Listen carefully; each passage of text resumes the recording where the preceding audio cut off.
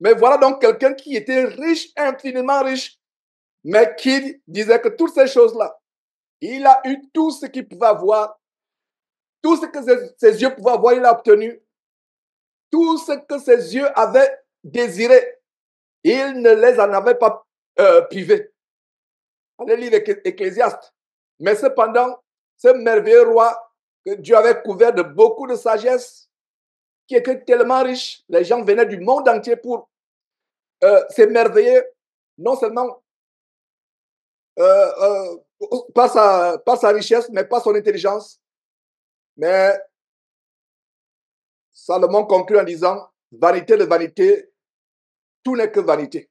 Vanité de vanité, tout n'est que vanité. Et poursuit du vent. Le plus grand trésor que nous pouvons avoir sur cette terre, c'est notre communion avec Dieu. Regardez ce qui se passe en Californie. Des feux qui, depuis les jours, qui ravagent la Californie. Les uns peuvent donner des raisons politiques, d'autres des raisons climatiques, d'autres des raisons, je ne sais pas, géopolitiques et stratégiques, comme certains qui disent que c'est à cause de tous les réservoirs d'eau que le gouverneur de Californie avait fermés, qu'il y a ces incendies, qu'on ne peut pas contenir ces incendies. Il s'est préoccupé tout simplement de sauver les tout petits poissons. Mais nous ne nous préoccupons pas de ces raisons. Nous, qu'est-ce que nous voyons? Nous voyons les signes de la fin des temps. Nous voyons des avertissements. Et la Californie, comme je l'appelle souvent la californication, voilà comment, pour ceux qui ne le savent pas, quand je parle de la Californie, voilà comment je l'appelle, la californication. Donc la californication est sujette à des terribles feux. Il y a eu des feux, il y a eu des éboulements, des tremblements de terre. Et pour ceux qui ne le savent pas, c'est une parenthèse que j'ouvre pendant que nous allons plonger dans Matthieu chapitre 16. Pourquoi je parle des feux de la Californie qui sont en train de ravager des villes et des villes, des centaines de milliers de personnes sont déplacées actuellement. Il y a eu des morts. Toutes ces richesses sont parties du jour au lendemain. Et c'est ce qui va arriver. Les hommes vont se marier, marier leurs enfants, acheter des maisons, acheter des terrains, réaliser des grands projets, mais soudainement, tout cela va partir. Je ne dis pas par là que acheter une case, une hutte, une maison, c'est une mauvaise chose. Je ne dis pas, ne me comprenez pas mal. Mais nous devons avoir ces choses comme si nous étions en transit de passage. Il y a des gens qui ont du mal à mourir. Est-ce que vous savez qu'il y a des gens qui ont préféré s'enfermer dans leur maison et être brûlés dans leur maison que de voir leur maison brûler? Pourquoi? Parce que leur maison, en Californie, leur maison, c'est leur Dieu. C'est tout ce qu'ils avaient. Il y a des gens qui ont refusé de sortir, ils sont enfermés dans leur maison pour brûler avec leurs biens. Parce qu'ils avaient des montres Rolex qui coûtent 400 000 $, un demi-million d'euros. Ils avaient des voitures de luxe, des collections. Dans le feu ravage. Et laissez-moi vous dire que ce qui se passe en Californie actuellement, c'est la climatisation comparée au feu de l'enfer. Je reprends. Le feu de Californie actuellement, comparé au feu de l'enfer, c'est la climatisation. C'est-à-dire que les gens qui seront en enfer, quand ils pourront peut-être se rappeler, ils pourront peut-être, je ne sais pas si c'est possible, c'est le mystère de Dieu, mais s'ils se rappelaient des incendies comme ceux de la Californie, ils vont dire, mais l'incendie de la Californie, c'est la climatisation comparée à ce qu'on vit en enfer. Mais c'est un avant-goût de la destruction. Donc, regardez ces gens qui étaient riches, qui avaient tout. Il y a des acteurs de cinéma, des chanteurs. Et quel est, mes frères et sœurs, le dénominateur commun de la californication? C'est là où la perversité, la démon sexuelle part pour envahir le monde entier. Il n'y a pas de hasard. Je vous donne brièvement la signification spirituelle de tout ce qui se passe. C'est l'orgueil. Les grandes entreprises sont en Californie, ce qu'ils appellent la Silicon Valley. La Silicon Valley, c'est là où il y a les plus grandes innovations technologiques. Avec Elon Musk, avec la conquête spatiale, tout ce qu'il y a comme intelligence artificielle, Internet, les grandes innovations technologiques vont partir d'où? De la Californie. Le siège de Apple, Facebook, les réseaux sociaux, les big tech, le cinéma, l'industrie du spectacle, du divertissement et de la perdition, parce qu'en fait, l'industrie du spectacle, c'est l'industrie de la démo sexuelle, de la perversité. Tout part de la Californie. Ils vont donner des raisons telles que non, le gouverneur a essayé, le gouverneur voulait, il est woke, il s'occupe plutôt du climat, de l'environnement des climatiques, des woke. Il veut, il se préoccupe plutôt des petits poissons, des poissons miniatures. Il semble qu'à cause de ces petits poissons, il a bloqué, il a vidé les réservoirs. Incroyable. Mais ça, c'est des raisons humaines. Mais la raison venant de nous, les prophètes de Dieu, de cette génération, nous voyons les choses, pas comme les hommes du monde voient les choses. Nous voyons les choses comme étant un avertissement. Des gens du jour au lendemain, ils ont tout perdu. Mon frère, ma soeur, tu peux avoir des millions dans ton compte bancaire. Du jour au lendemain, tu pourras les laisser si tu nous dévançais. Et qu'en est-il si Jésus revenait? Donc, tout ce que nous avons comme possession, c'est passager. Nous devons vivre, nous devons nous rappeler ces choses. Et je suis content de les rappeler, à savoir que tout ce que nous avons, mes frères, c'est passager. C'est passager. Nous ne devons pas nous soucier de quoi que ce soit. Nous devons remettre toute notre vie entre les mains de Dieu. Des gens qui se brûlent dans leur maison parce qu'ils ne veulent pas perdre les voitures de collection, les bijoux, les gadgets. Là où se trouve ton cœur, là où se trouve ton trésor, c'est là où se trouvera ton cœur. Si ton trésor est dans l'argent, les possessions matérielles, les titres de ce monde, tout ça, tout ton cœur sera.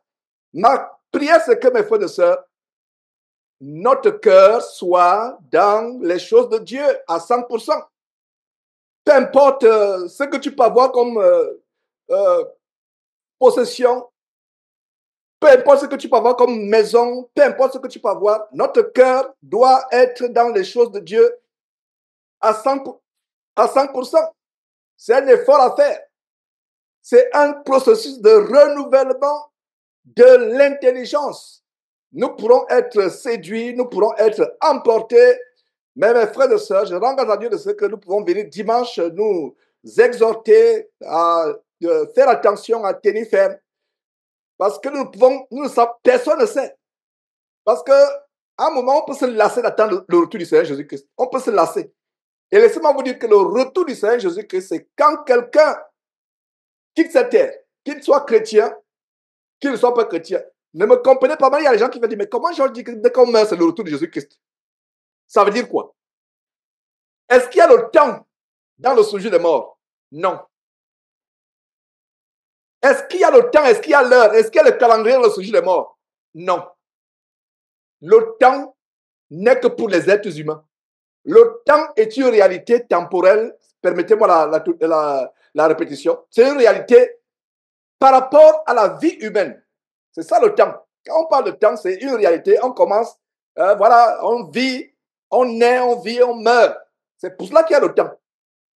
Mais dans le sujet des morts, tout s'arrête. C'est-à-dire que 1000 ans dans le sujet des morts, c'est comme une seconde. Là où il n'y a pas de temps, tout s'arrête. J'espère que vous comprenez. J'espère que ce n'est pas compliqué pour tout le monde. Ce n'est pas la première fois que j'explique ce mystère. Dans le sujet des morts, et même au ciel, plus tard, ou en enfer, l'éternité. Est-ce que vous savez la plus grande punition en enfer et la plus grande joie au ciel, c'est qu'il n'y a pas, le temps n'existe plus. Tout est statique pour l'éternité, ça veut dire que c'est là. Il n'y a pas de commencement, il n'y a pas de fin. La plus grande douleur en enfer, c'est que tu es conscient.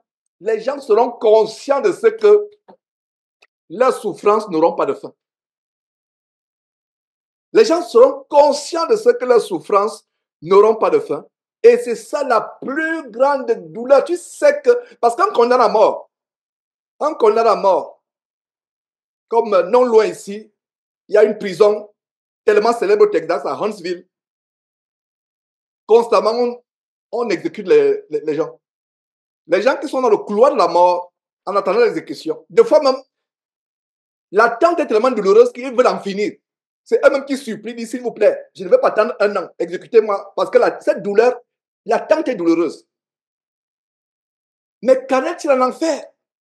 Tu sais que tu es conscient que ta douleur n'a pas de fin. C'est l'endroit le plus effroyable qui puisse être. On ne souhaiterait pas l'enfer à son pire ennemi. Donc, regardez comment les gens en Californie, mes frères et sœurs, sont en train de perdre leur propriété. Et je ne sais pas s'il y a un prédicateur de l'évangile comme moi qui va voir les choses de cette manière.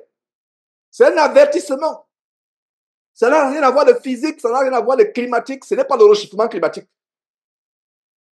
Ce n'est pas, je ne sais pas quoi, je ne sais pas comment on dit encore arson en français. Voilà, arson c'est incendie criminel. Ce n'est pas l'incendie criminel. C'est qu'on dit en anglais arson. Ce n'est pas l'incendie criminel. Même si c'était l'incendie criminel, vous pensez que les démons ne sont pas derrière? Dieu peut punir les hommes à travers d'autres hommes. Dieu peut punir toute une nation à travers les animaux, à travers d'autres hommes, à travers les éléments de la nature. Tout ce qui se passe aujourd'hui, ce n'est pas en vain. Soyons fortifiés par ces paroles. Ce qui se passe en Californie, c'est tellement grave. Mais ce n'est que les si avant-coureurs, les choses seront encore beaucoup plus graves. Les choses seront beaucoup plus graves. Des personnes qui s'enferment dans leur maison, qui se brûlent dans leur maison, parce que leur possession était leur Dieu. Et en Californie, il y a une de ces richesses tellement insolentes. Tellement insolente. Parce qu'il y a un problème souvent de culture.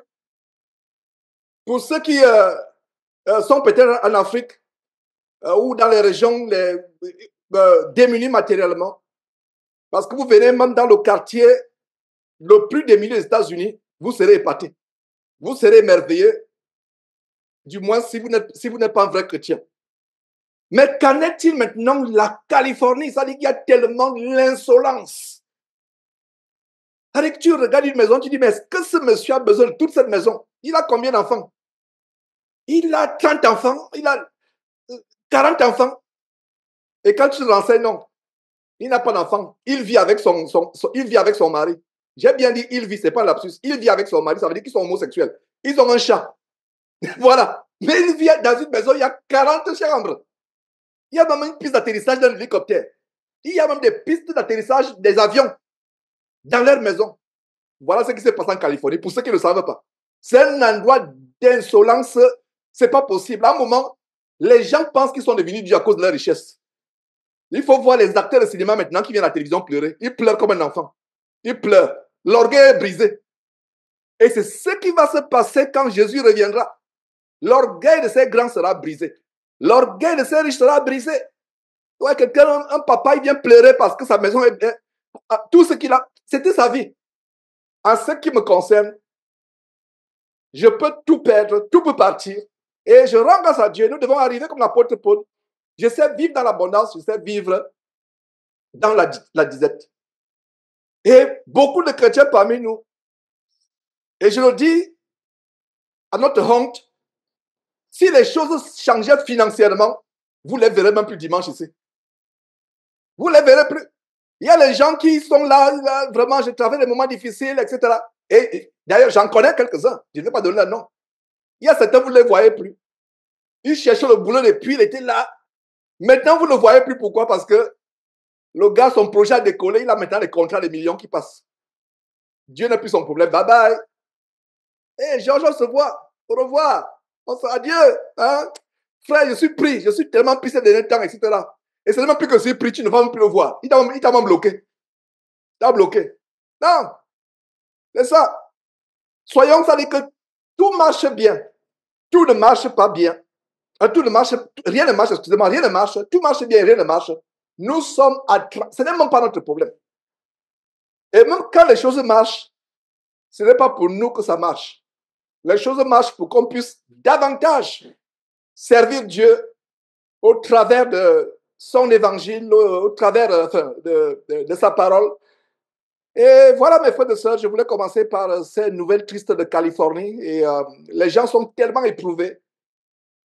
Mais il faut que les gens recherchent Dieu au travers. S'ils pouvaient comprendre que Dieu vous tend la main pour ceux qui sont encore vivants, que malgré tout ce que vous avez perdu, aucun d'eux n'a perdu ce que Job a perdu. Job est resté intègre et droit. Et Dieu, selon sa bonté, l'a restauré. Donc, voilà, mes frères.